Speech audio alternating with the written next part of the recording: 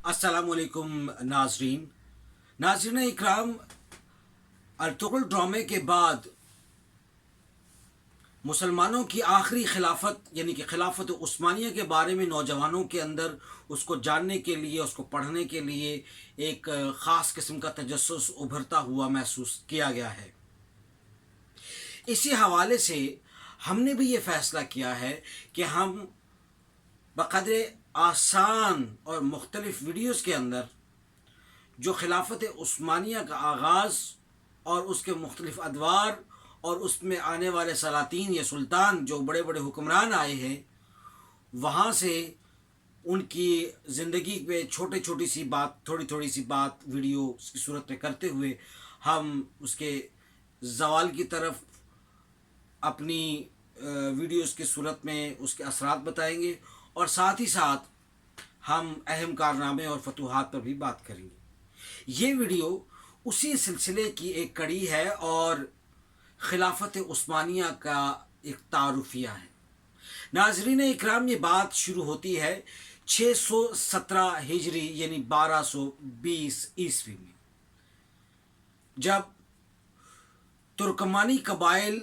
जो कुर्दिस्तान में आबाद हैं वहीं पर एक उन्हीं के अंदर पाया जाने वाला कबीला काई कबीले के नाम से मशहूर और मारूफ है। नाज़रीन इकराम, ये दीगर कबाइल जो कुर्दिस्तान में आबाद हैं और तुर्कमानी कबीले हैं, उन्हीं की तरह ये खाना बदोश चरवाहों का ये कबीला है जो कभी यहाँ पड़ाव डालते हैं तो कभी किसी, जहाँ जहाँ इनको मौसम के मुताबिक इनके जानवरों को चारा और इनके लिए साजगार हालात हों तो ये वहाँ वहाँ क़याम पड़ाव करते चले जाते हैं। नाज़रीन इकराम, जब मैं बात आगाज़ करता हूँ तो इसी के साथ साथ सलेमान शाह इस काई कबीले का, जो कि 200 खैमों पर मुश्तमिल कबीला है, उसका सरबराह है। नाज़रीन इकराम, जब चंगेज़ खान ने इराक़ और एशियाई कूचक के ऊपर अपने हमले किए तो इराक़ और एशियाई कूचक में जो खून और रेज़ी हुई उसकी मिसालें मुर्रिखीन ने बड़ी वजाहत के साथ लिखी हैं और बड़ी दर्दनाक कहानियाँ हैं। ऐसे ही में सुलेमान शाह भी अपने कबीले के साथ हिजरत करके कुर्दिस्तान से अनाज़ूल, जिसे अनातोलिया भी कहा जाता है, उसके करीबी इलाक़ों में आकर बसा और अखलाक के शहर को उसने अपना मरकज़ और इस मुस्तक़र बनाया। नाज़रीन इकराम, 1230 को यानी कि 667 हिजरी को 668 हिजरी में सुलेमान शाह फौत होते हैं तो अपने बेटे अर्तुगरुल, जो कि उनके मंझले बेटे, उनको अपने इकाई कबीले का सरबराह और जाननशीन मुकर्रर किए जाते हैं। इन्हीं हालात के पेश नज़र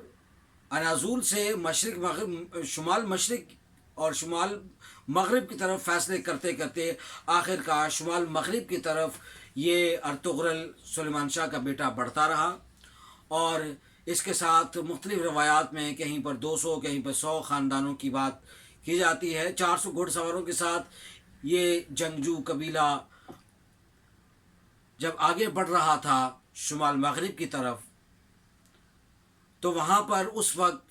बाज़ंतीनी इलाक़े में जो मुसलमानों की जो उस वक्त रियासतें थीं, उसमें मुसलमानों के अंदर भी हालात बड़े मुश्किल अफरीनी का शिकार हुए थे। लोगों के अंदर मुसलमानों को दबाया जा रहा था, पीछे धकेला जा रहा था। तो ऐसे में जब उसे बाज़ंतीनी इलाक़ों से गुज़रते हुए यकायक जब ये शोर उठा और देखा अर्तुगरुल ने, तो उसके पास कोई रास्ता नहीं था, या तो वो उनके साथ, उन सलीबियों के साथ जो बाज़ंतीनी इलाक़ों में ख़ास सलाहियत कर चुके थे, उनके साथ जंग करता या फिर वहाँ से वापसी का रास्ता अख्तियार करता। तो उसने दूसरे रास्ते का इंतखाब किया और उनके साथ जंग की। और इसकी जब खबर मुसलमानों के उस वक्त के जो बाज़ंतीनी रियासत के जो सरबराह थे, उससे पासालार थे, उनको पहुँची तो वो बड़े खुश हुए। नाज़रीन इकराम, इससे ये बात तय होती है कि उस वक्त की जो बाज़ंतीनी इलाक़ा और उसकी जो ममलिकत थी वो सल्जोक़ों के पास थी और सल्जोक बादशाह और अलाउद्दीन और उसके सिपा सलारों ने इतनी خوشی کا اظہار کیا کہ ایک تو ارطغرل کے کائی قبیلے کے آنے سے ان کی طاقت میں اضافہ ہو گیا، اور دوسرا ایک مشترکہ دشمن جو سلجوقوں کا اور طغرل کا اور کائی قبیلے کا مشترکہ دشمن جو نصرانیوں کی صورت میں اور صلیبیوں کی صورت میں موجود تھا، اس کے لیے برسر پیکار ہونے کے لیے ایک بہت بڑا ساز اور سامان میسر ہو چکا تھا۔ یوں سلجوقوں کے اسلامی لشکر میں بھی فتوحات ہوئیں اور اس سلطنت کا اضافہ بھی ہوا۔ ناظرین اکرام، یہ عرض کرتا چلوں کہ 699 یعنی کہ 1299 عیسوی اور 699 ہجری میں جب ارطغرل کی وفات ہوتی ہے تو وہ اپنے بیٹے قرش عثمان کو، جو خلافت عثمانیہ کا بانی بھی ہے، اپنے کائی قبیلے کا جانشین